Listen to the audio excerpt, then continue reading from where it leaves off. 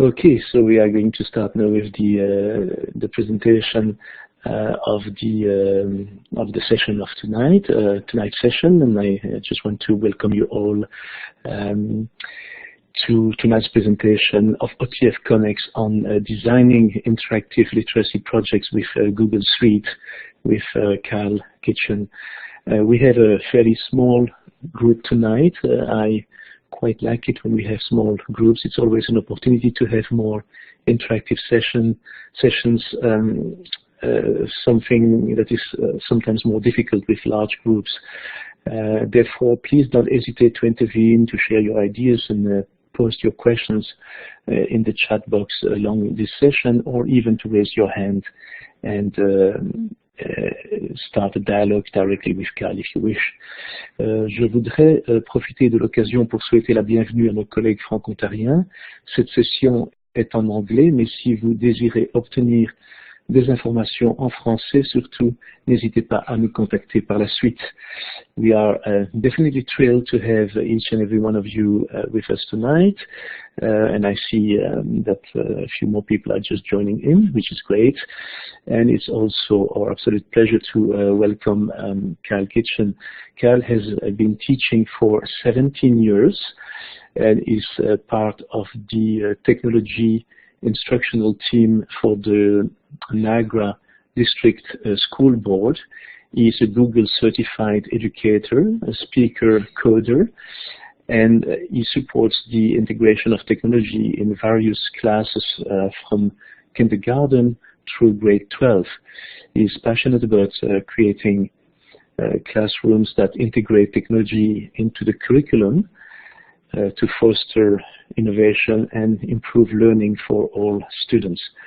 Tonight will not be a simple, let's say straightforward PowerPoint presentation, but we have a particularly interactive session making use of various technologies and Google applications. Carl will actually attempt to run these applications within Blackboard.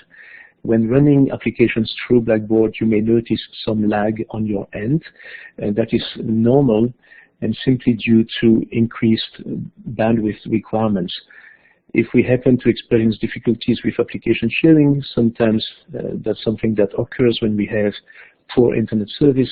Carl will provide you with the links to these applications, and you will be able to explore them outside of Blackboard in your own browsers. But it's unlikely to happen, hopefully, and it should all go pretty smoothly, I think. So it's going to be a pretty interactive and exciting session.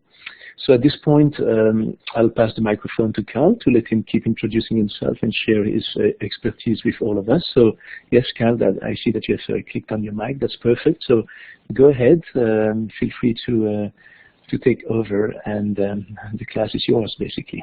Awesome. Thank you so much, Michelle. Great setup. Just talking, interacting with you, I've already learned a lot. So welcome, everybody. I'm pretty stoked to be doing this. This is the first time I've done a webinar.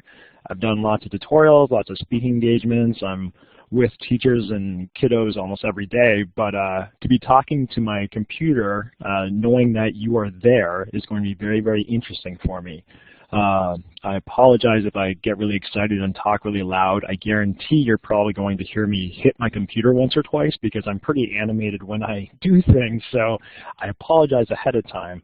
So first off, thanks so much. It's Monday night. I saw some people pretty north of Niagara.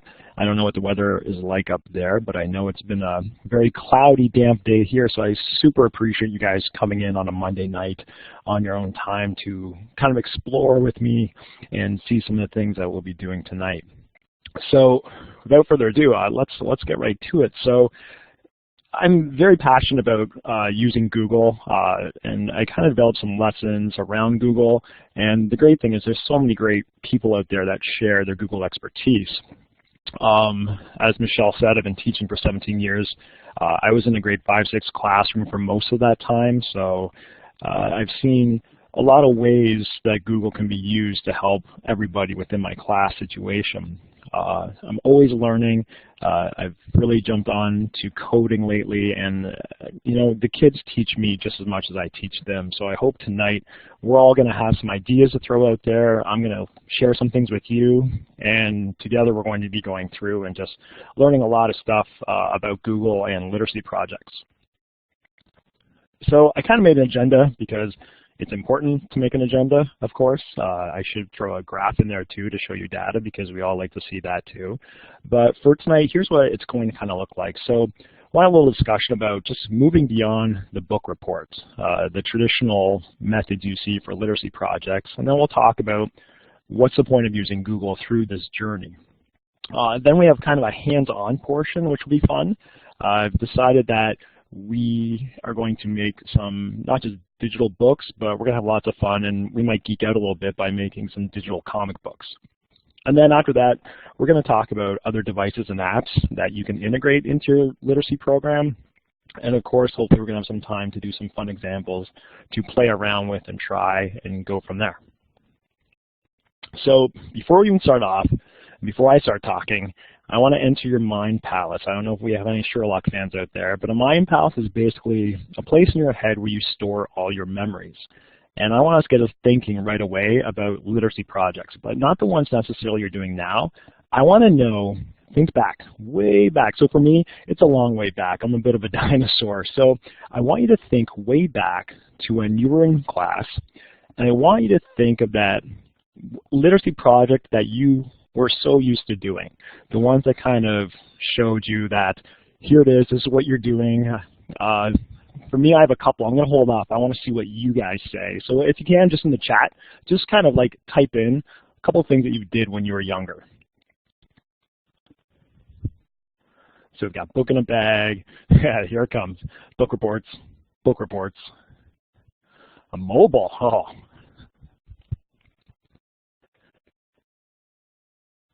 So there's those ones that stick out, and Michelle's got more book reports, and this is why I kind of want to do what I do now. I'm very passionate about the way we teach things differently. So just to share my story way back when, and there it is, my number one. It was the book report. It was the what is the title, what are the characters, what are the conflict. Give me a little bit of what happened in the book and what's the conclusion. So it's almost like writing that exact plot line. And then, of course, we've got the traditional diorama, which is just a fun word to say, let's be honest. But creating a scene that happened in the book. And if you got a diorama back then, that was pretty high-end. That was exciting. You know, like you got to actually physically make something based on a book. So that was really good. But I want to share a little story really quick. My first literacy experience that I really not just remembered but like loved doing. It didn't happen until grade 10 English class, and it was based on the book Fahrenheit 451. That was about a dystopian future by Ray Bradbury about books were illegal and they would burn books in the future because you would have knowledge and power. And the reason why I remember that wasn't so much about the book, it was because my teacher let us have some free will with projects. And what we did was we actually filmed a little movie. And I wish I had that movie, but guess what? I'm old, which means I don't have the VCR tape. And for some of you, if you don't know what a VCR is, we're going to have to Google that later because I don't know your ages in there. But I remember the big camcorder, and I remember we actually filmed a scene from the book where we had to burn a little model house down, and we had to send these dogs after it, and it was fantastic. And it wasn't so much about the book, it was the freedom of creation. And that teacher allowing the students, and there were so many things. There was acting, there was movies, radio shows. It was amazing, and that was kind of the first time in my educational experience where I really got to create. So here we are now in 2017, and the ability to create is so big now. It's so huge. There's so many things out there to do. So I want to talk literacy projects, but then I do have a platform. It's Google. So the biggest thing is before we even start, and whenever I talk, or hopefully everyone talks to me, is the why. So why use this? There's a lot of platforms out there that we use. My school itself, we are a Google O365 and a D2L board. So we have pretty much all the platforms. So why go Google? I kind of go the mentality through a student, because when I teach Google, as Michelle said before, I teach K through 12. And the project that we're going to do tonight, I've done with first graders and second graders and up. So for me, Google, a big thing is it's free, it's easy to use, and it can be made for consumption, but I am very, very passionate about student creativity. So one of the reasons why I think it is easy is because Google wants you to focus on the creation and not the, just whatever's thrown up there. So you may not have the lightning bolts flying through your presentations all the time, but it's going to focus on what the students are created. And then, of course, the collaboration and sharing abilities, the having more than one person creating this digital project is amazing. The amount of tools and add-ons, so when we go visit the store for some of the apps I show, like there's so many things that not only Google but Chrome add on to the experience of learning. They make it easier for you to teach and students to learn different things. Easy to collaborate between teachers and students. And let's face it, it's a piece of modern learning, but we also tout, you heard me say what we used earlier, this is a safe environment for our students, so it's under the Google Education for the ministry, so it's super safe. And we use that with O365 and D2L as well. And that's important because we do want to keep our students safe as well. And then one thing, it's hilarious, when I'm going through the slideshow this morning, I didn't want to bother Michelle, but like I could have added another 5 slides and 5 reasons. But the other thing is I didn't put up, and I can't believe I didn't, is the assistive technology and inclusion for all. We're pretty lucky. We have Google Read and Write from Text Help, so we use that a lot to integrate into our Google programs. So the assistive piece of Google is huge as well for us. So let's get to our first little interactive, not super interactive, but we're going to do a little something. I want to kind of know where are you at, what's your comfortable level with Google. So if you can, and I don't know if you can even see my screen, but Michelle showed you the little icons down at the bottom. There's a little picture one down here. There we go. Someone's got an exclamation. Oh, you guys don't even need me. I love it. So if you click on that little icon, you can put in a smiley face, whatever you want. Go ahead and put it in there.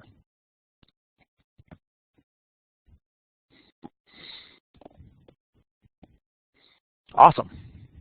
So you're still going, keep going. Just ignore me, I'm just talking. Just drag it whatever you need. So, and this is great because this is the other thing I love about Google.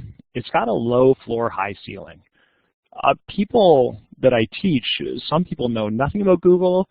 Other teachers know plenty about Google. It's not necessarily the tool itself, because remember, Google is a tool like all technology. It's about the creativity and how we're going to use it in the classroom. So we got a good mix. We're leaning a little bit higher to the advanced user, and that's awesome. But the great thing is, if you're new to Google, it doesn't even matter, because you have to remember, when I teach some of these things and my team goes out and teaches this, we teach everybody. And that's one of the greatest things that what we do when we go out. Great. So next up, here's the thing. Now I'm going to be honest with you guys. I have a project that I call Creating Digital Comics, and I've adjusted it a little bit for digital books, but you're going to hear me say comics all the time because this was my entry level into so many schools to teach how to build comic books in your literacy program using Google. And of course, the big thing is student engagement. So the kids love this method. So you'll only flip back between books and comics, but when you hear books, because it's me, it's really comics. So why should we design these on Google? Now there's a couple different ways to do this. We're going to focus a little bit more on slides, but there is the way of doing this through HyperDocs on Google Docs and also on Google Drawing. There's so many different ways. But the biggest thing is when you design these, we're combining a lot of written and visual material. Kids love the comic books. Let's be awesome. If we have graphic novels in our classroom, those are the things they usually go for. What I like is it offers something different too when you're presenting. Me personally, it's tough to see 32 poster boards being presented, and when I get something different, that really gets me jazzed up as a teacher, and digital books kind of offer that. There's a lot of visual spatial senses in there, and once again, I can use the Google Read and Write in here. But my biggest reason, and I know it's not the best reason as a teacher, but once again, and I'm a storyteller, I can't draw. I cannot draw to save my life. And I've even been at sessions with Sylvia Duckworth when she sketch notes, and I could be that one guy that she says everyone can draw. And sometimes I think, no, not everyone can, and that's me. So when I was in a special education classroom, there's a little guy in there that he had the same problem as me. Stick figures, that's what I do too. And you know what? He just had the coolest ideas ever. Just such an inventive mind. He loved X-Men, and I wanted to harness that because it wasn't about him not being able to be creative.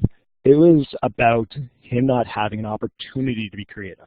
And that's kind of why I went with creating comic books. And that's why we're going to kind of go through this tonight, because it's just really awesome for kids to have that opportunity to be creative. So we have to have a why as well. And what can you do? And the answer is honestly almost anything. As I said, we're going to be using Google Slides. So, and I don't really have to tell you guys this. You guys are amazing teachers because honestly, we're here on a Monday night.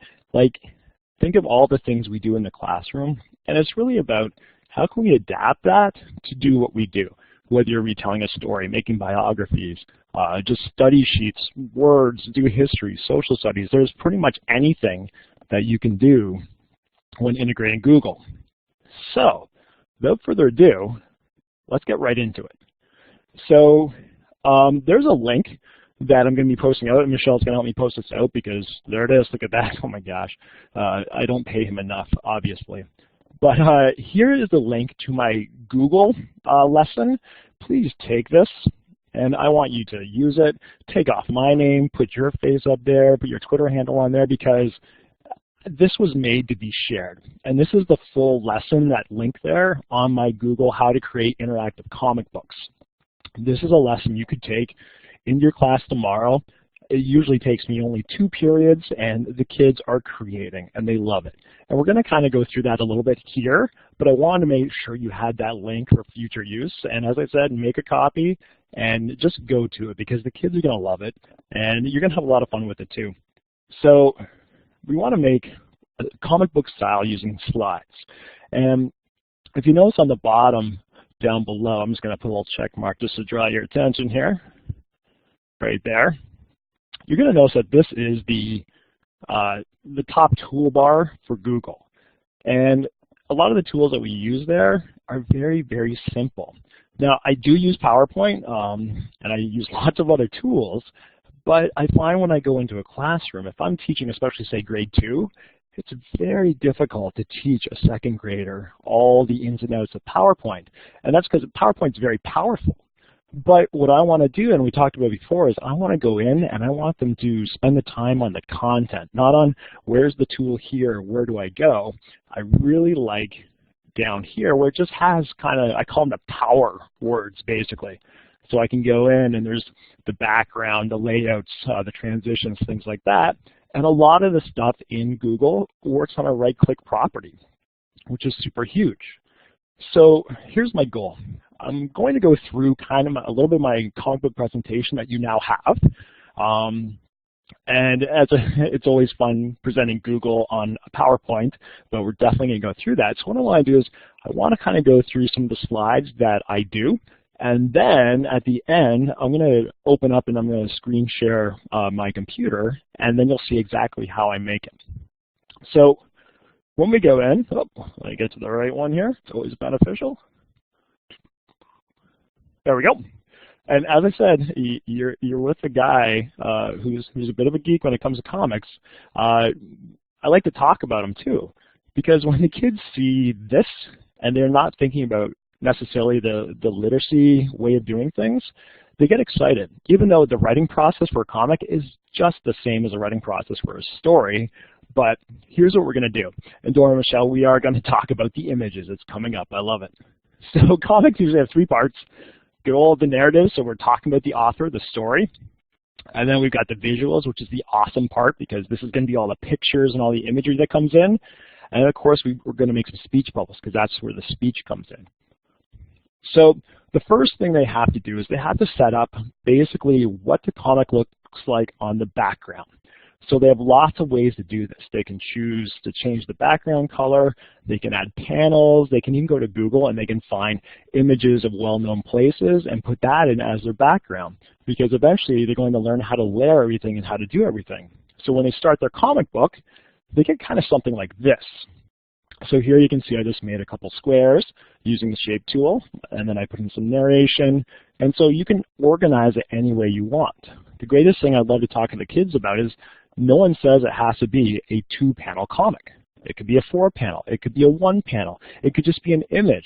This is the part where we get into the creation part, and I love seeing there's not one comic book that's ever the same when I leave that classroom. So Michelle asked about images, and we're going to get that in the next couple slides. So images are really important to your comic, obviously. Now, there's different types of images. There's basically 3 main types of images that you use. So if you look to the pirate on the bottom, that's your typical image you'll find whether you do a Google search or whether you upload a picture from your camera. Typically pictures come in square boxes, and those are JPEGs. So with those JPEGs, there's no see-through. There's no transparency. So what I'll often do is I'll have the kids go to the Google search bar and they'll either type in, so for this one I typed in pirate, but I added the letters PNG, Portable Network Graphic. Just remember PNG. Or you can go to the Google tools and you can select the object transparent type of images to search. So this is what we're usually going for. And you have to remember, even though we're teaching comics and digital literacy, this is a great way to teach how to make good PowerPoints or good Google presentations, because we don't want these big boxes around these images. So if we find a PNG, it's nice and transparent. Now, Michelle, you can see on the side, is putting in a bunch of links that are on this page. You can click on them if you want to. These are just examples of websites to find lots of PNG, those transparent backgrounds. The nice thing is most of these sites are also royalty-free. That's also a conversation that I'll have with the students about what they're using, what image. So you're going to be surprised, I have the habit of making superhero comics who really enjoy copy. So I do get the Iron Mans and the Batmans, but you do have to have that conversation with students about Creative Commons, about copyright.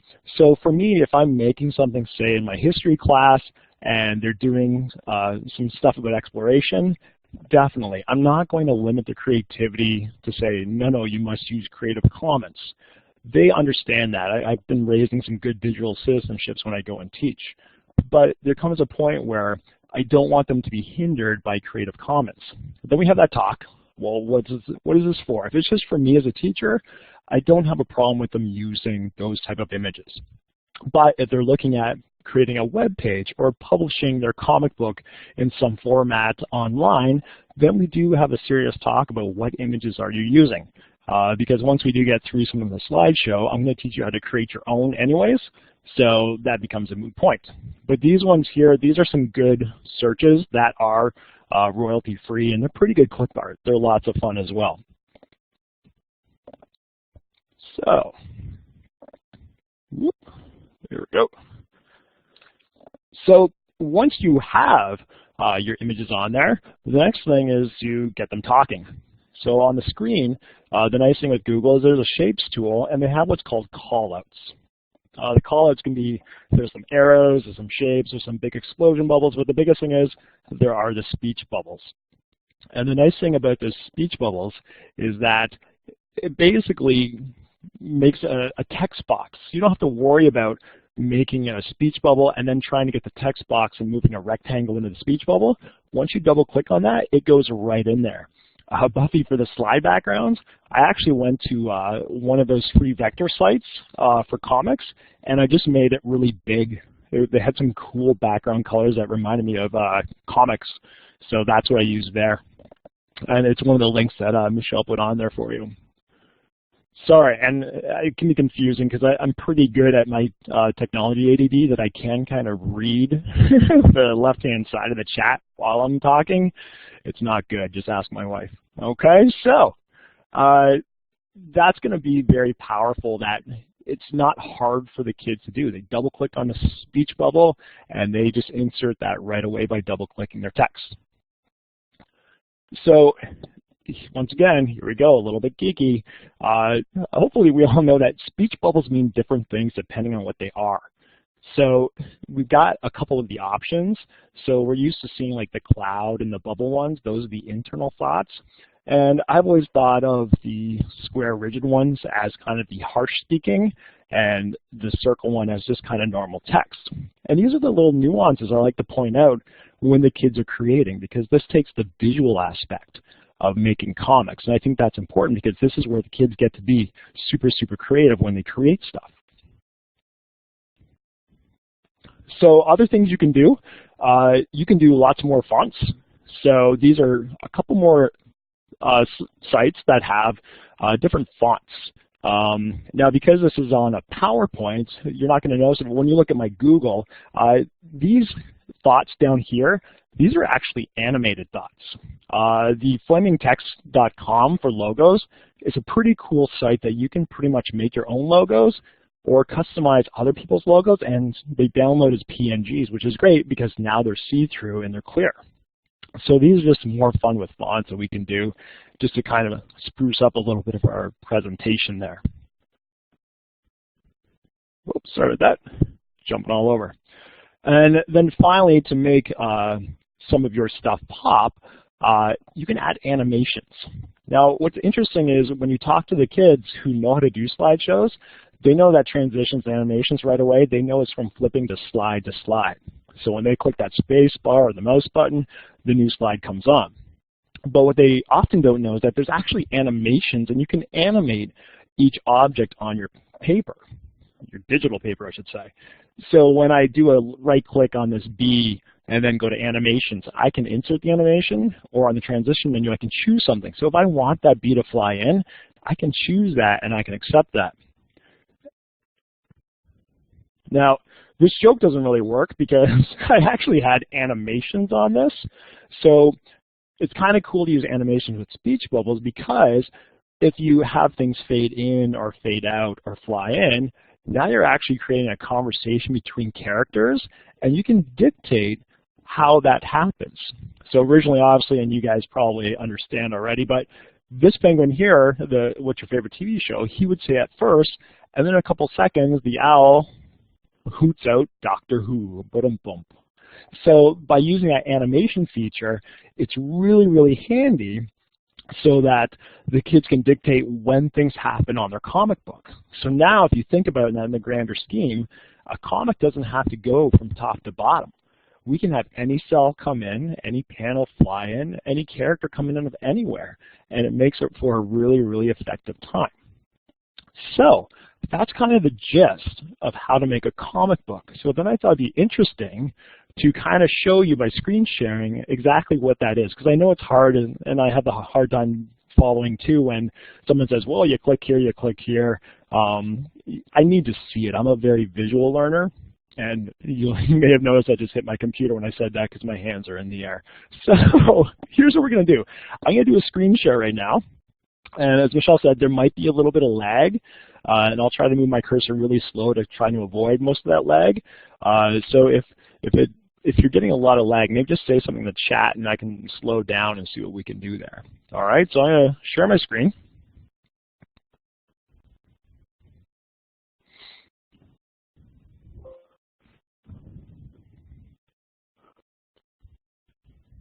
Here we go. And this is actually a picture of what's happening right now. I'm not sure what to do when I can't see all of you. I really enjoy interacting, so this is kind of what I feel like, that I'm not sure what to do with my hands. But now we're going to be creating, so let's get to that. So this is an example of what I haven't really done much of this. All I've done right here is I've used, and the kids love it when I call them, I call these guys the power buttons. It's the background, layout, theme, transition. So the layout is super simple. I choose the most boring basic one, and that's going to be your blank down here. By choosing blank, it just means you get to totally customize your experience while making a comic. So the first thing I did was I found a picture of Niagara Falls because this is where my school board is, so I thought that would be a good one to put in as a separate panel. And then I went to Google and I found this guy as a PNG. But let's say I don't want on Niagara Falls. This is where the kids actually get to really create lots of stuff. So I'm going to go in, I'm going to click on my shape tool here. I'm just going to grab a good old-fashioned rectangle. So when you get your crosshairs, now you can make your panel any way you want. Now, once again, this is the creative part. I'm going to make a full left side panel here. And then, once again, kids get to customize it. I never have a layout of saying, do this, then do this. I show them where things are and then give them that ability to create and do different things. So now, because I made that square last, notice when I move my robot, he goes underneath. This is where you get to play with a bunch of tools, and this is why I like Google, because when I do that right-click, man, I get this whole toolbar of different things I can do. So right away, the kids are learning some basic web page development because they are learning about layering. So I'm going to bring my robot to the front, and I can move him over. And you know what? I really wish he was facing the falls. So I'm just going to do a right-click again. And look, I can even rotate him horizontally. So now he's facing that way. And I can make him bigger, I can make him smaller, I can basically do whatever I want. But one tool that a lot of people don't know about, I find too, is if I go into image options, it'll be really cool. It'd be really cool to make this guy gold. So you can actually recolor certain things by going into the image options. If I want to make a ghost robot, well, maybe I'll just move the transparency this way and make them that way, but I like them gold. I'm going to bring them back all the way. So that's kind of cool that you can do that with a bunch of images. And of course, we do have all the hotkeys we can use, the control copy, control view, and all that stuff. But and I saw that someone put in the power of the right click. That, yeah, the right click is amazing. It really is. It's a lifesaver. So I've got my robot here. And good, thanks Bob, thanks for telling me it's a minimal lag there. So the next thing I need to go to that shape tool again, and that's where your callouts are. And now I can go in and I can grab, go grab my robot speaking bubble here. And what I really like about this, because I like to be precise, there's actually a little, I know it's hard to see, there's a little gold diamond here, and I can actually drag the tail, because there's nothing worse than having air speak. You want the actual character to speak.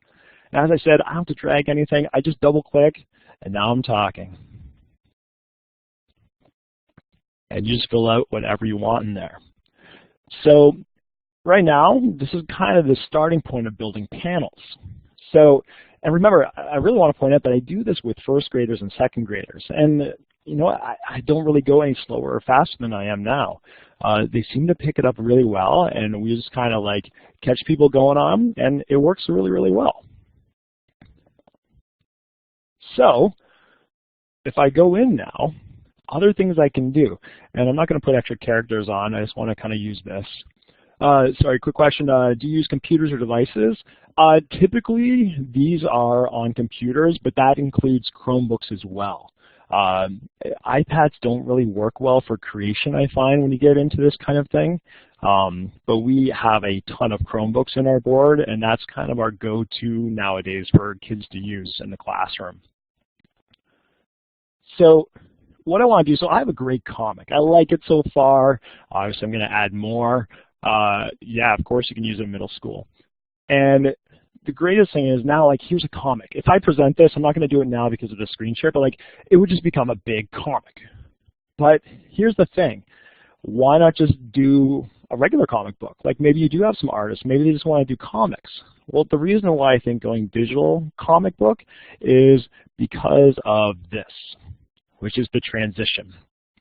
So as I said before, the transition tool, I can use the transition to turn the pages, which would be awesome. But what I really want to do is I want to look at animations right down here. So what I'm going to do is I'm going to click on my robot. And then I go back and I hit Add Animation. So with this, decide what your robot wants to do, basically. You can have him fade in. Because he's a robot, to me, he kind of looks like he's flying. I'm going to go in. I'm going to have him flying from the bottom. but I'm going to change the speed a bit. I'm going to make it go, yeah, a little medium. And then it'd be really weird if he did that, but the speech bubble was hanging out here. So I have to go in and I have to animate the speech bubble as well. So I'm going to have that just fade in. And now here's another cool thing about this. I could either do this on click, but sometimes when I do a comic book, I like to just start by clicking once, and then if I do after previous, it's just going to run my whole slideshow. And I'll also add one more. I'll also have the panel come in later, and I'll do that after previous again too. So here's what's going on. Right now it's a great comic, but this is when it really goes when you go to that present button now. So I'm going to present, and hopefully the lag won't be too bad on this. There we go. So right now nothing's happening because I haven't started my slideshow. So I'm just going to go in, I'm going to hit the space bar, and we'll see what happens. So he's flying up. There's a little lag. So definitely some lag on the full presentation. I kind of expected that. But if I give you a narration of what happened, so the robot kind of went over here, and he flew up really slow. And then he said, hey, OTF, and then the Niagara Falls came in. So this is how you get to dictate how your comic flows, because I could have this panel come up and something happen here, and then go over to this panel and see that there. So when you do this, I saw a question about how long it takes. Down here, when you can adjust the speed. So as you see, as I move my bar along, I can see there's a lag. So there you can see 3.2 seconds. You can make it faster, or you can make it slower. So you can adjust the time on whatever, because when you see one of the links later on, I kind of have it going automatically with a student, and you want room for that character to say. Maybe your character has a couple sentences to say, so you want to make sure that they have enough time to read the previous screen. So that's kind of in a nutshell how it looks like. So I'm going to stop my screen share now and go back.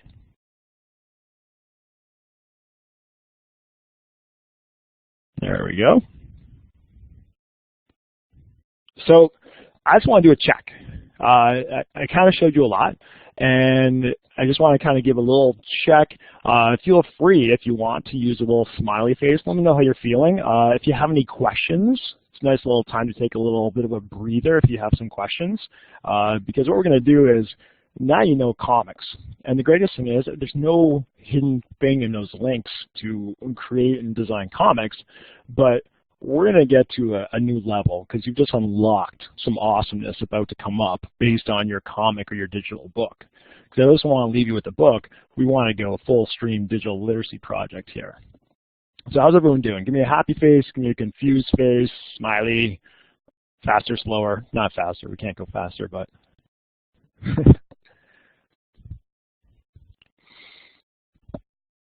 awesome. And for me too, like when I saw everything Blackboard could do, I love integrating tools. So I just like the interaction, and hopefully later on we can get to talk by using your microphone so we can play around. All right, seems like everyone's pretty good. So let's go on and see where we go from here. So a comic book is fantastic, but as you saw, we kind of used things we found on the internet. So I found pictures, I found the robot, I found Niagara Falls, but what if we could go in and we create kind of our own characters?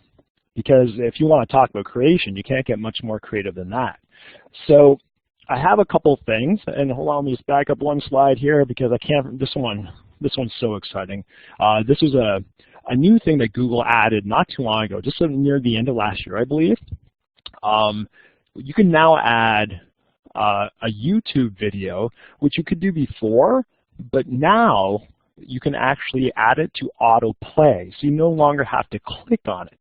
You can just go in, and when that slide starts, that video is going to play, and you can determine where you want to start. So maybe you want that video to start at 40 seconds and go for 10 seconds. So outside of the comic book world, that's pretty awesome as a teacher too. If I want to start a project, because when I look up science movies, sometimes they're so long, I just want to show a snippet. So this is a great way. So Michelle actually put in a link on the side chat And if you could, I'd love it if you would click on that link. It's going to take you outside and open up a Google slide. It's just a one-pager, but if you could click on that slide and go take a look and see what it does, and then come back to me in about 1 minute.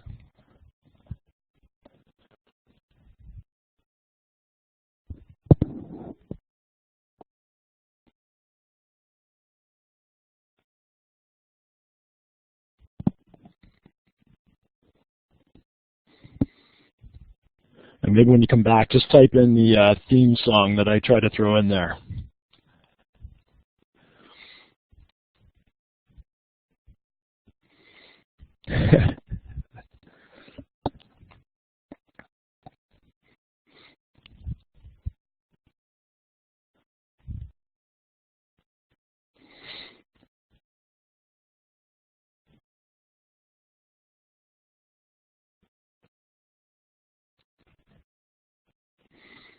Okay, so Michelle just said that you can't hear, well, it looks like some people might be hearing it. So what I did was I put in the YouTube music of the Spider-Man theme song, and then I shrunk it down really, really, really tiny and tucked it away behind all that other stuff. So question that just came up, can you add one to each slide? You definitely can. You just always have to remember, sometimes when we add things like GIFs, like animated pictures and YouTube videos on every single slide, sometimes it might slow things down, but I have been experimenting with, I put in like the Spider-Man theme song from 0 to 10 on the first slide, and on the next one I tried 10 to 20. I find like because of the transitions, there's that lag between the songs, and I don't know, it doesn't really do the effect, but if you're looking at something totally different, like a YouTube video per slide or whatever, that's totally going to work. I think it's a great idea because that control is really, really huge. So moving on to the next slide that I showed before is creating your own characters. I use a bunch of things for this. I am not a Photoshop guy. I have friends, I think one's on here, Rob, who is amazing at Photoshop, and D2L, I have to give a shout out for him for that. But I use some Photoshop apps, and this is where we kind of get to one of our apps. I use something called Pixlr. And I'm going to show you the most basic way to use it in the next couple of slides, because it's super easy to use, but I really want to create my own character. And other ways I do that is I also use Google Draw. So what's interesting, this is why I love Google, is everything you just learned in slides, you can apply to Google Draw, which think of it as just like a one-page poster. So when we did our layering, imagine, and you'll see in the Google presentation that I gave you guys, the little Frankenstein guy, that's actually a mask that shows up over that boy's face. So it's kind of neat that you can actually create something in Google Drawing just by layering and adding posters. So if you really want to get super creative, you can't get much more creative than adding yourself to the comic. And you can do this in so many ways. A lot of people use Bitmoji. If you haven't seen Bitmoji before, it's like there's lots of different ways to use it. It's an extension on Chrome where you can create basically an avatar, and then you're kind of stuck with Bitmojis they have preloaded. I often use Surprise, the coffee one. So you can insert Bitmoji to kind of add a little bit more flair of yourself into the comic. It doesn't get into like, hand positions pointing there. It's that preloaded kind of Bitmoji things that they use. But I want to share one thing with you, and we're going to do another screen share if that's okay. I want to show you how the person who doesn't know how to use Photoshop uses Pixlr. And this is going to be what I do. So if I'm going to go do a screen share right now.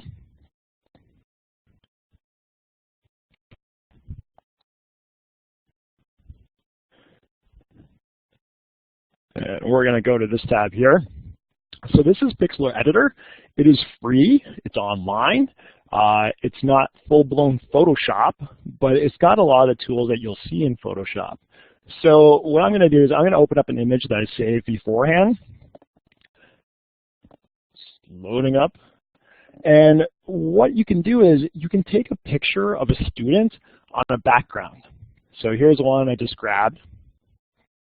And the background doesn't have to be, and you'll hear me talk about green screen, it doesn't necessarily have to be green. So here's this young man here, he's on a black background. If you only use Pixlr this way, basically you're creating a PNG. So very simply, and you know what, honestly, I don't even know what all these tools do. I'm just not a Photoshopper, but I love playing and doing stuff with Photoshop. So I'm gonna go over here to the background, and what I do is I unlock the background. That's gonna allow me to play back here. And then when you have a nice clean page like this is the wand tool. I'm gonna click on that, click on the background, and it's gonna highlight all of that. And if I hit the delete button, I've just made a PNG. So imagine your student on a background, and then you just blank out the background. Imagine all the facial expressions you can get, the action poses, the scenes, all those cool shots. And now I can take this boy, I'm going to save this as a PNG, and I can put it into my comic book. Like, think about that. Like, once again, you're talking to the guy who draws stick figures. Now I can have emotion with my eyebrows, my eyes, angry faces, what I look like when I don't get enough coffee. Like the imagery I can create by just doing this, it's fantastic. And as I said, and I do this with the kids. And you know what, and sometimes if you're like me, sometimes you're really, really picky. The other tool that I use is just this eraser tool. And when I click on that, what it does is it gives me a circle, and I can change things up here, the sizes and stuff. But you can see there's kind of a black area around him. There we go. And if I just click on that and drag it, you'll slowly just start deleting portions of them. So you can get rid of that black, you can take your time, but for a quick and easy PNG, I just hit that background, I hit the magic wand, and I click it away. And it's the easiest thing ever. So I'm going to end the slideshow we're sharing here. And I saw, if you look back up, Michelle put in a link. We'll go to the next slide here.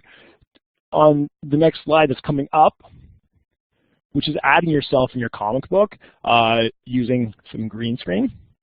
And as I said, you don't necessarily need green screen for this. But if you look at that little guy right in the middle, this is Landon.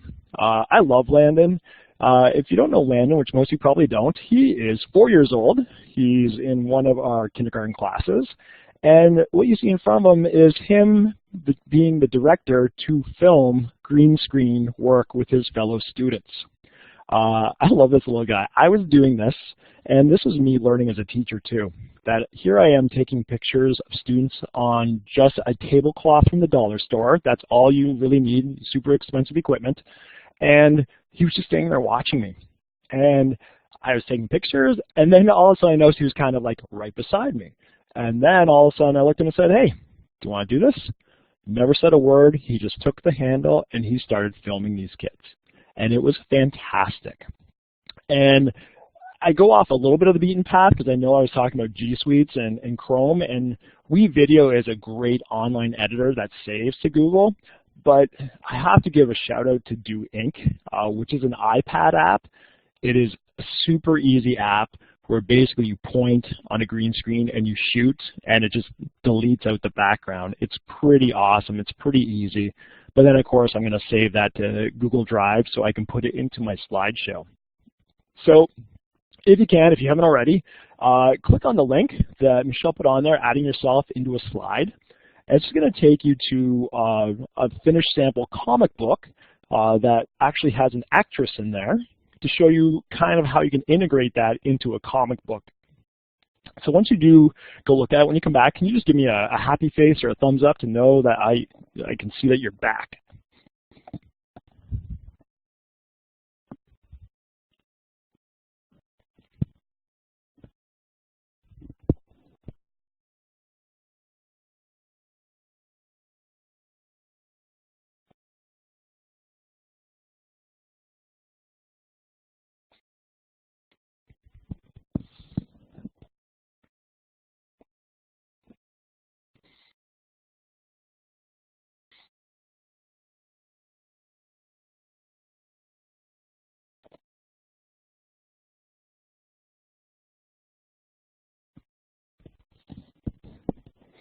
Awesome. I'm glad you saw the link ahead of time.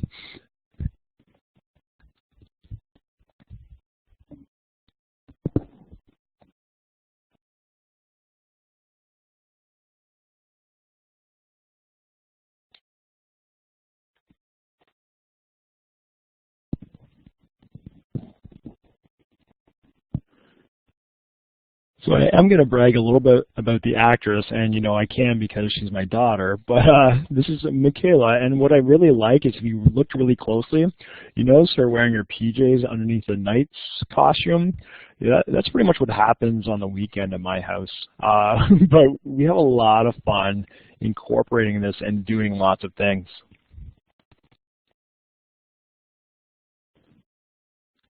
So outside the question, I get a question of how are you getting the shortened links to the Google Slides presentation? What I use is I use goo.gl, G-O-O.gl, and you paste your long link in there, and it gives you a shortened link to copy. And the nice thing about goo.gl is it actually will give you stats on how many clicks it's had, but even more so, it's always saved for you when you go back to goo.gl if you're signed in.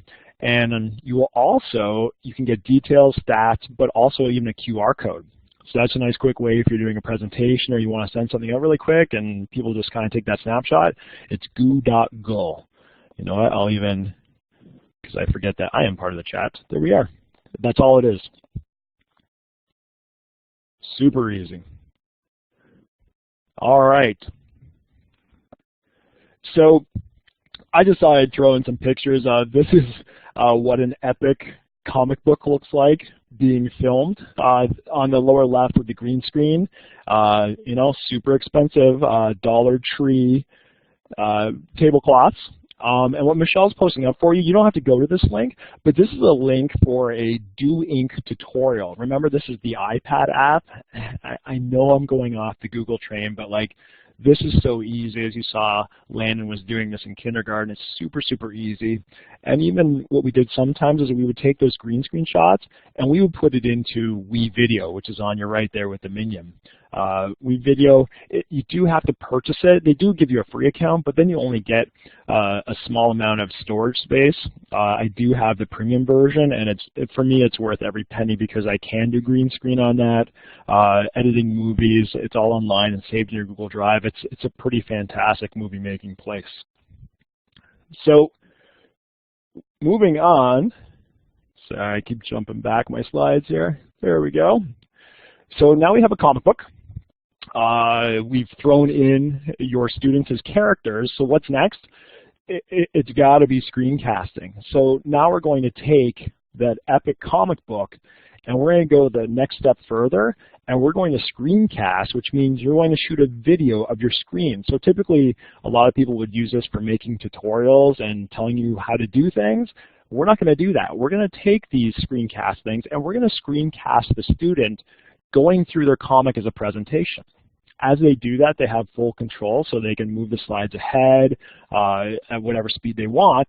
But the cool thing is, while they're doing this, they're going to be reading the narration. They're going to be using the speech bubbles. They're going to be adding sound to this while they're doing a screen recording. And what that's going to do is it's going to save it as a movie.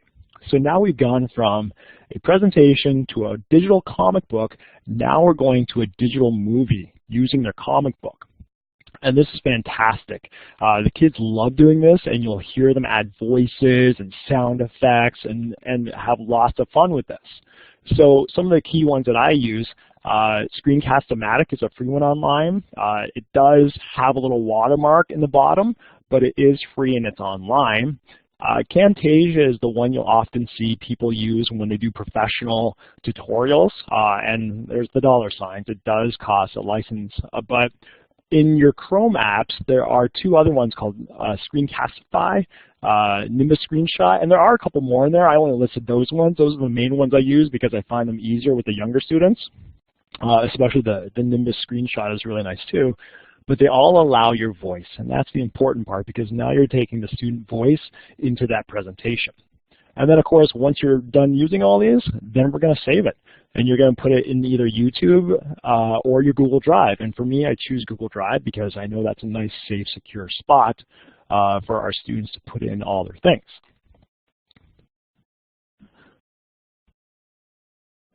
So on this one, this is an example of what that can look like. So we took this comic that my daughter Michaela made, and then I brought in the elder son, who's a year and a half older, Cameron, and he actually did a screencast of the comic.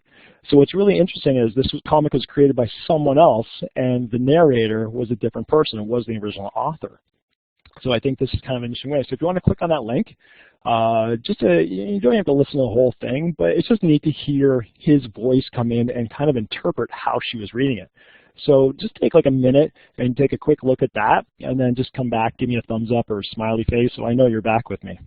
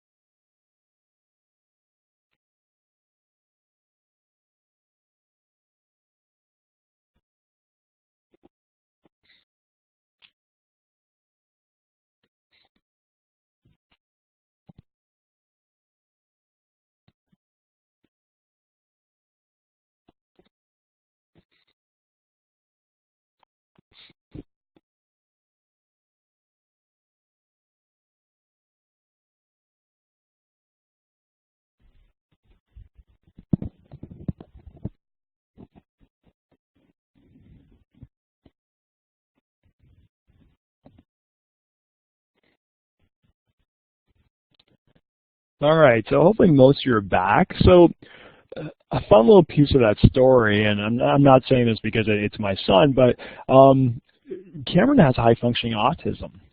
And for him, super brilliant guy, but he's not great with expression and oral communication. So when he picked up that digital comic book and he started reading it for Michaela, it just blew my mind, because for me, this is why I'm using Google, because it's inclusive of everybody. It doesn't matter if you can draw, if you're not great at speaking, there's something for everybody where you can go in and you can talk and you can be that creative person. And it's just fantastic sometimes what students and kids create, having something that they can use and be creative with. If I handed a pencil to Michaela, she would love designing comic books. If I gave it to Cameron, he wouldn't pick it up at all. He would sketch and he would doodle, but when he could drag a dragon out like Michaela did and add fire to it, oh, he would love it. And this is why I've used the digital comic books in a lot of our bridge classes and spec ed classes, because they just gravitate to it and it gives them that outlet to create. If it didn't work for you, we will throw that in. Yeah, and we'll try the links later too, for sure. So it's that time, everybody. My favorite time. It is time for the bonus features. So everything we've done has kind of focused around a digital book or comic and all the things we can add into that. So what I wanted to do, because believe it or not, we've been on here for an hour already, I want to try and do a little bit of a demo slam where I just throw out a bunch of ideas that I've done with students before, and I have examples of students doing these, and they're just fantastic ideas that came from Google. And the nice thing about Google, too, is there's such a great online Twitter presence for people who use Google, and they share, and the community is such a huge, huge part of my learning that you're going to see tons of tutorials on different things, and we all do things a little bit differently. So my favorite, I'm going to start with, I love choose your own adventure novels. And if you were like me and you did read these, you know, what did we do? We would turn to the back of the page and we would work backwards because we always died. So we would work backwards to find out who the villain was or who saved us. And Google kind of offers a lot of opportunity to build on choose your own adventure novels. I do them two main ways. The one way is I actually use Google Slides.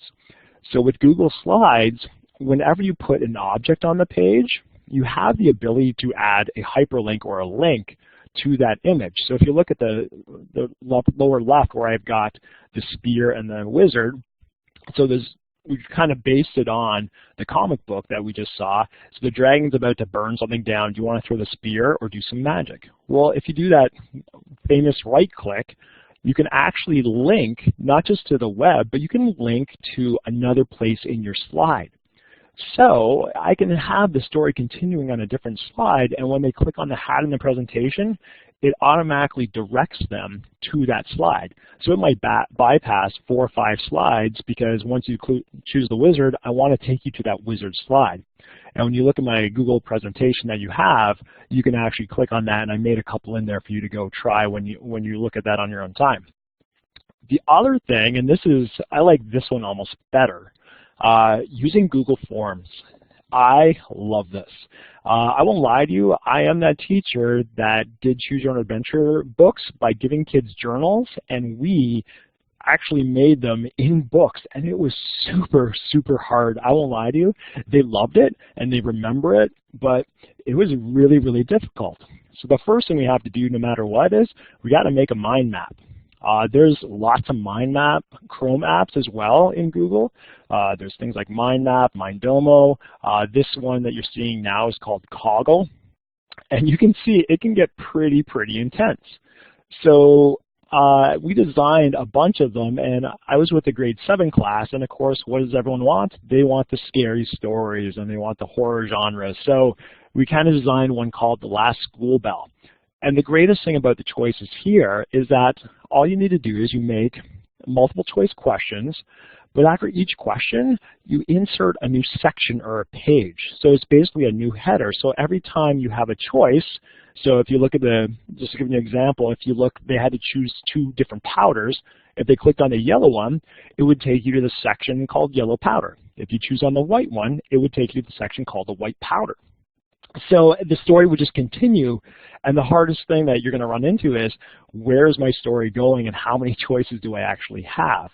So for this Last School Bell that we created as a class, there's about 40 choices in there, which is pretty awesome. So Michelle put in that example link there about, basically it's the exact Choose Your Own Adventure. This is, by all means, this is the original one. This is one I made with students 2 years ago, and I keep coming back to it because it was so much fun. You can add pictures, you can add GIFs, you can add lots of fun things for the kids to choose from and go through and do things. But just don't think this has to be stories. This could be procedural writing. This could be making a recipe. So if you choose the wrong cup, so if you're integrating math, maybe you're doing fractions, which cup do I need to measure this portion? You could have so many different ideas go through here to create whatever it is you're creating, but it's always based on a choice. So, and once again, maybe you clicked on the link already, maybe you're playing around, or maybe you're just waiting for me to get to the next demo slam, which is totally fine because we still got lots to cover. So you can click on that whenever, but as I said, it's also in my Google presentation. So one other thing that's a big favorite of mine is podcasting. Podcasting sometimes gets a bad rep. Some people love them, some people hate them. But when you hear podcasting, a lot of people seem to associate it with storytelling or comedy shows you get from iTunes. I love podcasting. It was interesting because I opened up a WordPress webpage that I was going to start a new website, and my old website from 10 years ago came up, and it had students who had done podcasting in my class. They called it the Daily Coffee Grind with Mr. Kitchen. And they could actually podcast. Back then we used a program called Audacity. But the greatest thing is, and I love this program, it's called Beautiful Audio. This is a Chrome app that's in the Chrome Web Store, and it attaches to your Google account. But the greatest thing is, it actually automatically saves to your Google Drive. So all your projects are easily found in your Google Drive. You don't have to save it to your computer. It's online. And it's powerful for being online. So I can record audio. I can actually import audio. So if I want sound effects, theme music, anything like that, I can add pretty much anything to this. I can cut, I can slice, I can do some minimal sound effects with it where I can like make my voice high, make my voice low. It's pretty phenomenal what this can do. And then once again, when you're ready, you can download it as a MP3 and then you can insert it into anything. So imagine that digital literacy piece where you've got kids creating radio shows. You've got them creating actual podcasts, storytelling. There's so many things that you can make with this. And if you look to the right, that's actually a podcasting box that we made with leftover remnants from computer boxes. So the computers got shipped in this lovely pink foam, and we went to the good old dollar store again, got a box, put it in there, and I wouldn't believe it if I wasn't trying it and doing this with kids, but when you talk outside of the box, it sounds tinny. When you talk inside that little foam box, it sounds amazing. And if you're wondering, that is a snowball mic, a blue snowball mic, which used to be pretty expensive. They come down in price. But like, who thought foam in a box would make a great podcasting experience? We can make millions with this, everybody.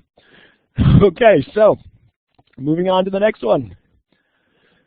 Once again, I know I swear every time we go to a new slide, I say, I love this, but I really do. I don't know, I just love students creating all this awesome stuff outside those book reports. So I have a love of stop motion animation, and I'm going to say it right now at this slide. The Chrome apps for stop motion animation aren't amazing, but the good news is teachers in Ontario, we have OSAPAC from the ministry, and there's a program on there called Frames. I believe it's at Frame 6 now. You could use Frames 5, the older one. Frames is amazing. If you haven't done stop motion animation before, please try it because it is so much fun. And I know we don't like using the word fun when we're trying to teach literacy and math, but it really, really is. So if you've ever seen the old school, and even the new thing like the Box Trolls, Nightmare Before Christmas, those are all stop motion animation where you move characters a little bit and take a picture, move them a little bit, take a picture. And by the time you get 500 pictures, you have a full like 20-second video, and it's phenomenal. I did find a couple. One neat one is called Clap Motion, which is a Chrome app, and you actually clap and it will take a picture. So this is kind of neat because you don't have to be at your computer screen when you're filming. The only problem with any of these Chrome apps is they don't have a good editing piece. And when you use Frames from OSAPAC, you can make speech bubbles, you can add audio, you can even do voice narration. So Michelle put a link in there just to show you a little bit, and this is directly literacy based. This is a little video about Hattie the homeless puppy done with Frames and stop motion. And at the time, this was done by a second grader. And I will also say, I showed them how to use Frames, and then I walked away. And 2 hours later, this is kind of what they came up with. So if you want to click on that video, you don't have to watch the whole thing. You just get an idea of a little bit. Watch for a little bit, come back, give me a thumbs up, give me a smiley face. I've got a couple more things to show you, and then we're ready for some good old-fashioned Q&A.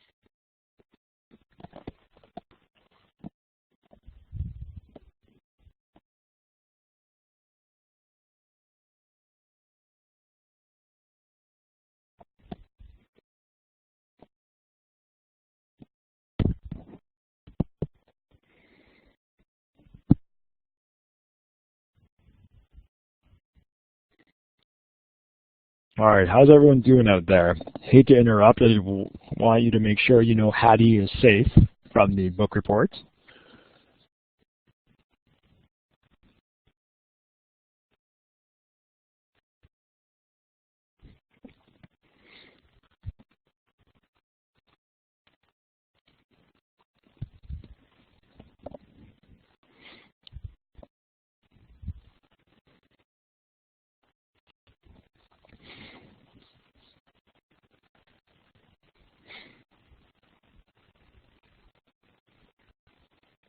All right, so you kind of see once again an opportunity for a student to really use that expression, use that voice.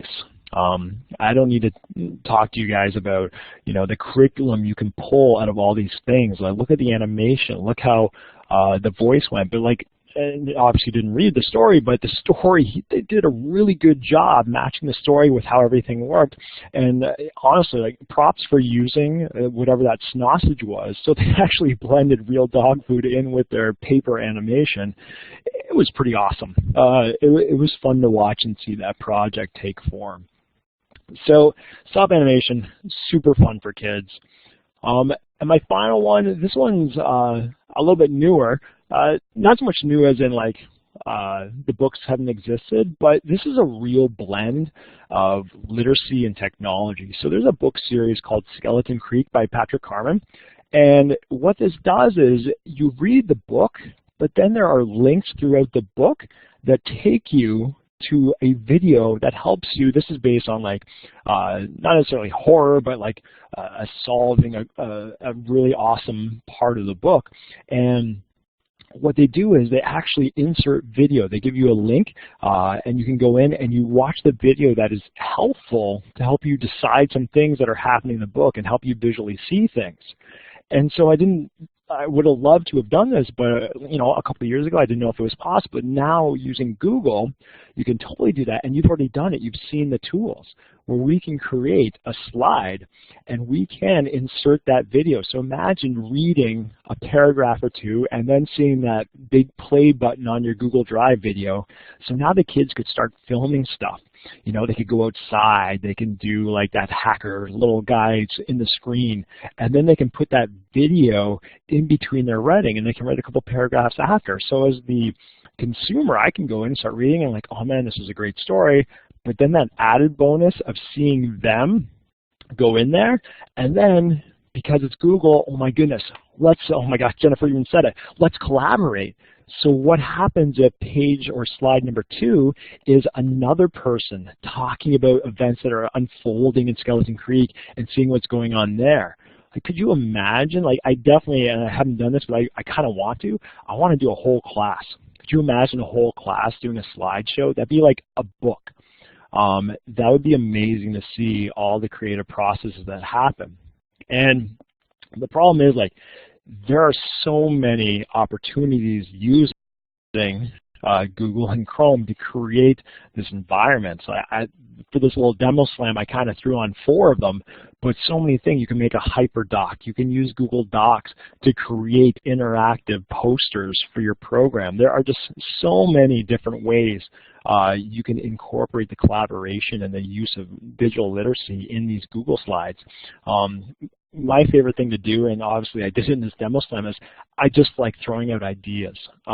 This is part of my PD that I love when I go in and people just throw out ideas at conferences. Oh, have you seen this? Have you seen this? Have you seen this? And it's just getting that idea generation, because we as teachers, this is what we do. We're pretty awesome at our job. Because once again, I'm going to point out, it's 8:45 on a Monday night, and you guys are in here learning about digital literacy and how we can leverage Google to help our students. That's pretty amazing. So before we all end up going, I just wanted to kind of use this page, not just to recap, but to kind of like share this presentation through you. What are some things that you've been doing? I really want to make this interactive, because right now we've got 16 people in here, and that's PD right there. What are some things you're thinking about? What are some things you might want to try in leveraging Google for? Feel free to type in the chat, This could be a good time. If you want, feel free to activate your microphones. Hopefully that's okay, Michelle.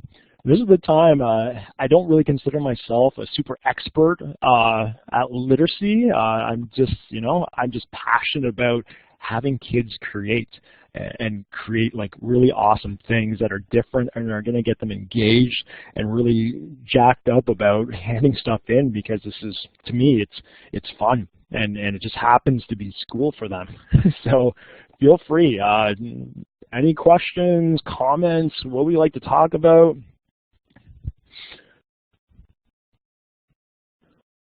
And if you guys, I was just jumping in to say that you can also use the writing tool, which is the fourth icon on the vertical tool strip. If you use that writing tool, you can write directly on top of the screen.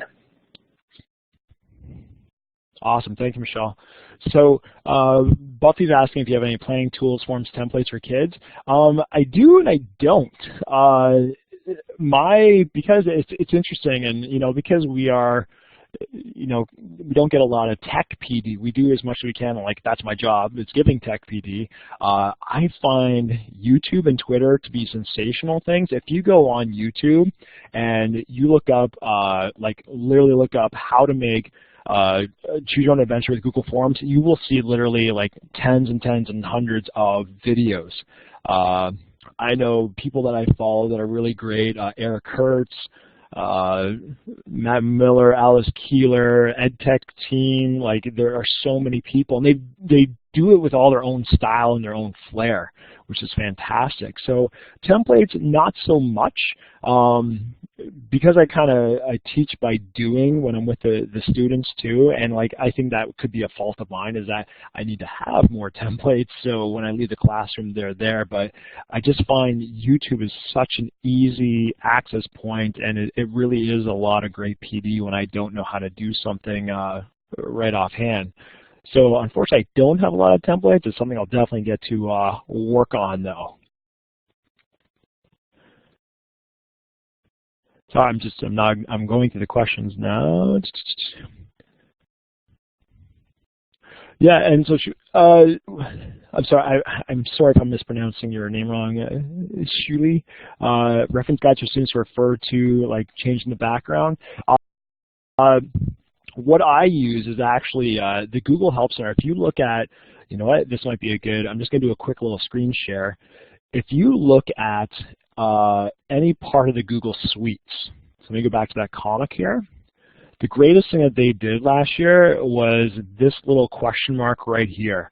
All the apps have G Suite training built in, so when I click on that, I can actually do a quick little search of things I'm looking for. It's currently loading now. There might be a little bit of lag, but this is basically my help area. So there you can see introduction, creating, working with slides, editing and formatting.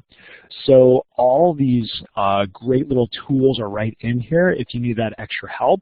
And if not, if you're just looking elsewhere, if you literally just do like type in the question for Google, it's going to take you to the Google Help Forum, which is really handy too. That will go in, and it's fairly easily searchable. It can take you to the forum, or it might just keep you on that same page for help, for telling you what it is you're looking for and how to find all that stuff. Hope that answered it. I'm just going up to make sure there's another thing. There we go, Jen. Ha. So, Jan, this could be my favorite comment ever. I actually just became, it's kind of funny, but I became an Ozobot certified instructor. So I'm certified in Ozobots or Ozobots, whatever you want to call them, however you call them. That is fantastic. Those things are great, and using them for literacy, you know what, I could do like a 1,000 other presentations, because being a maker and a new coder, like you can interact with anything and make things work. I love that you make costumes for your bots. That's so great. Nice job. And see, this is what I like. Like, who'd have thought to do it that way, to make actual costumes? Like, you can buy skins, but let's be some makers here. Let's go on the cheap, because we're teachers. That is great. Any ideas, thoughts? Anyone else want to get anything out? As I said, like all the links are going to be posted by Michelle in the OTF Connects, and if you're like me too, I've attended a lot of webinars, but then you know what? Sometimes I kind of forget, so I'll go back, and they're all posted as well. So it's great for me to go back and kind of then you'll be able to kind of fast forward and everything. Bob, yeah, in the Google presentation that I gave you, there's one page that says student sample, and it actually was a French immersion school. So all the speech bubbles are in French. And, you know, when you do your screencasting, even if you use Google Read and Write, I don't know if you've used it before, but in Google Docs, you can actually add what's called a voice note through Google Read and Write. So I have often seen students practice their scripts where they would write it in a Google Doc, but then they would also add their voice and say it using the voice note over there. So yeah, like it's a fantastic thing for French as well.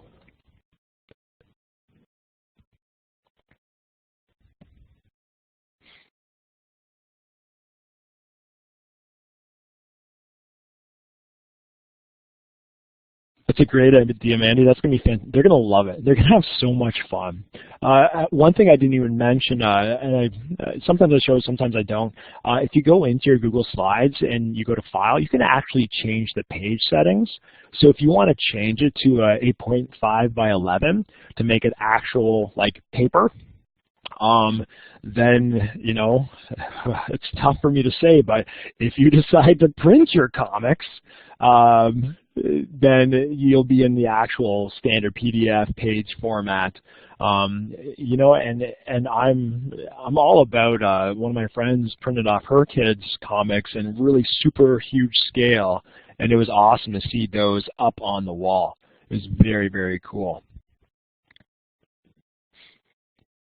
The example for the French one, that's going to be on the link to my actual Google How to Make a Digital Comic Book Presentation. If you go on there, I can't say for sure what one it is. Please forgive me, I'm still going to talk to you. I'm actually looking it up in the background. There's a part that says French example. Please forgive me while I'm taking this in. And the nice thing too, when you do get if you do click on the link for how to create the interactive projects, if you present it, you're going to see all those animations and all those GIFs going on. So on that presentation, it's actually going to be slide 4, the one that has the superheroes telling you can retell a story, rewrite history, and all that.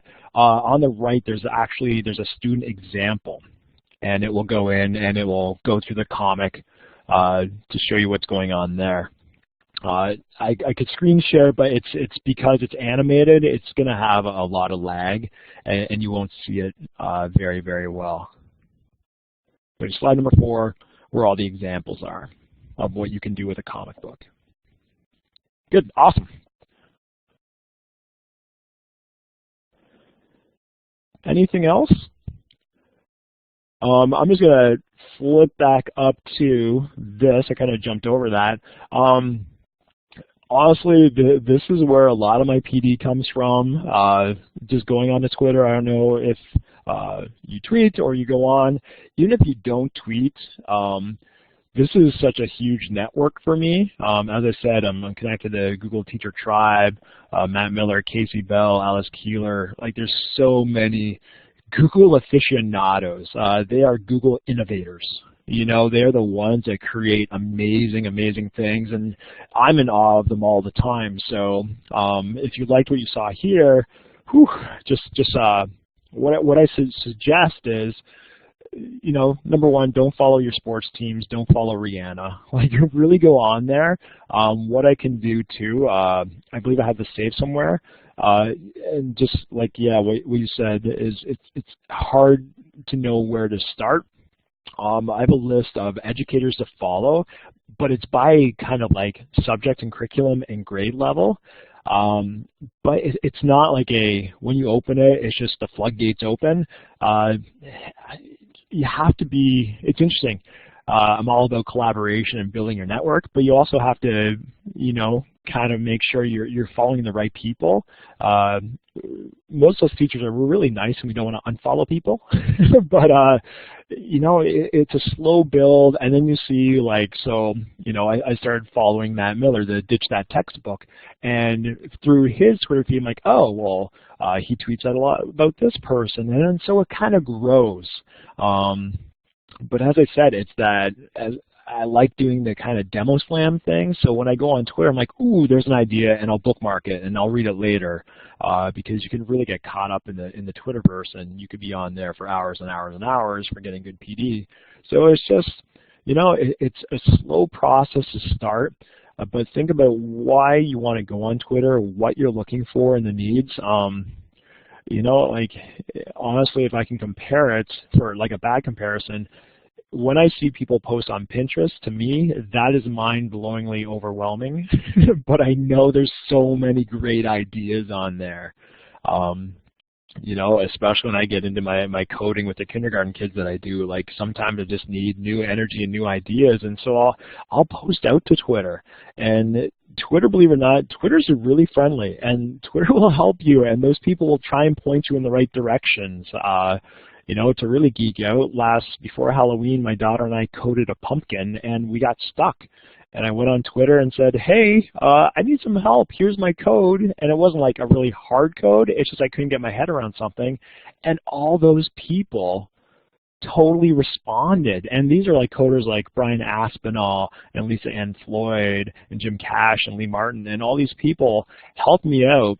And I really realized, A, that none of us were cool because it was Friday night, but B, it was really, really cool that they all responded. We got through it, and we got to code a really cool pumpkin. So, yeah, and just like Bob said, like, you know, it's all about going slow and exploring. And with the Google Comics, when I was doing that, I literally just showed them a couple of tools. It probably takes me 25 minutes to teach them how to make it, and then I just walk around. Of course, there's going to be questions, but it's just the creativity is amazing. And that's kind of with anything we do, right? With all the tools we use, and they are just tools, but it's that enthusiasm we put out as teachers, that motivation that we show that we're excited about something, and you're totally, totally going to see not just student buy-in, but like authentic buy-in. They are with me 100% whenever I do any of this stuff, whether it's Makerspace, coding, Google. It's just, you know what? I always say, like, when I go in, I often sometimes have to wear jeans because I am on the floor just as much as they are when we are playing, trying, and we're not succeeding. Like, I don't always use the word fail, but yeah, something's not working, and we work together to figure it out. And it's, you know what, it's a very genuine experience. If you do follow me on Twitter, my one Twitter talk is about building those experiences with kids. And you know what, it's so rewarding to be a teacher that, you know, has that relationship with your class, and to see the creativity that comes out of that class is just, it's phenomenal. I can't really, you know, say enough about learning with the kids, and them learning with you is such a great thing. And I know we totally went off on a tangent, and welcome to how I operate. So, any more questions? Yes, I like coffee, and my favorite color is blue, but so I know we're winding up. I really, really hope that everyone got something out of tonight.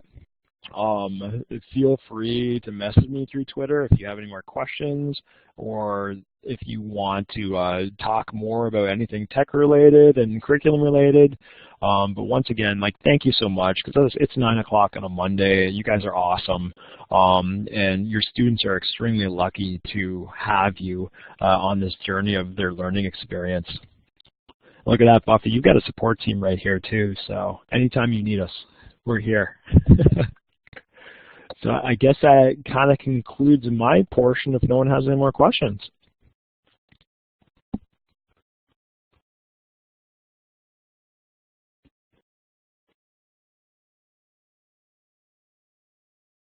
That's great. I'm glad everyone got something out of it. Even if it's just that one little tool, to me sometimes that's what makes a great conference. All right, so I guess I'll hand it over back to Michelle. Okay, so thank you, Cal. It was really a flawless presentation, I must say. I was a bit worried about all the screen sharing you wanted to do, but it was really an excellent idea. It worked beautifully, and you know, application sharing through Blackboard is often quite challenging and extremely demanding in terms of bandwidth, but it really worked very well tonight. And I must say that it's probably one of the most exciting sessions we've had in a long time. It was really a ton of fun to see all your comics, and it's true that kids must have a blast using these tools, and no better way to learn than through fun, as someone said earlier. And as Maxine said as well, your kids are awesome, and the apples usually don't fall too far from the tree. So thank you very much. I really appreciate that. Thanks so much for anyway sharing your enthusiasm and your expertise. We really loved your passion, and it really comes through through the evening. It was really a session of a great level of skills and creativity, and tons of extremely fun examples and ideas throughout. So, and also from the participants, I also want to thank all of you for being such incredibly motivated and creative participants. You guys are really awesome. So a few more things I want to share with you. First of all, Carl has prepared a tons of links that I will share with you. You will receive them through the email we are sending you tomorrow morning, but I'm going to paste them as well in the chat box, just in case you want to grab them right now. It's a lot of links, and don't worry if you don't grab them now. We will share them with you guys tomorrow as well, but here they are, just in case. That's a lot. And I have a few more words, a few more things that I want to also share with you before I let you go. Hold on a second, where are we in the presentation? I'm just going to jump. Where are you? Here it is. Sorry. Okay, here we are. We have a particularly rich program this season, lots of new sessions coming up in the next few days. I just want to point your attention to a presentation on November 21. It's another really exciting session making use of technology. It's called 3D Modeling for Real-World Math using Minecraft. It's presented by Colin Pattison. Colin is new to RTF Connects. It will be his first session. I certainly look forward to this exciting session, and we still have lots of place, so feel free to join and to invite other teachers if you can. So that's for November 21st. And we have also lots of math sessions in the next few days. I will be moderating the one on November 28th with Matthew Aldrich. But I don't know if you guys are math teachers, but he's a really great facilitator. Another quick thing I want to mention to you, sorry, where am I? I'm a bit lost here. Here it is. We have an opportunity that I just want to share with you. If you're a qualified teacher and if you have completed an additional qualification course in mathematics, technology, or kindergarten, you may be eligible for a $450 subsidy. And I'm going to paste that link for you as well. You can just grab it and apply for that subsidy. One last thing, we need your feedback. When quitting Blackboard, you will be presented with the opportunity to actually provide your feedback on tonight's session and fill a short online questionnaire. The survey only takes a few minutes, so if you could do it right after the session, it would be really great. You should be redirected automatically to the survey page when quitting Blackboard. And once you have completed the feedback questionnaire, you will be redirected to another page allowing you to enter your name, and you will then receive a certificate of participation to this training session that you can then add to your professional learning resume.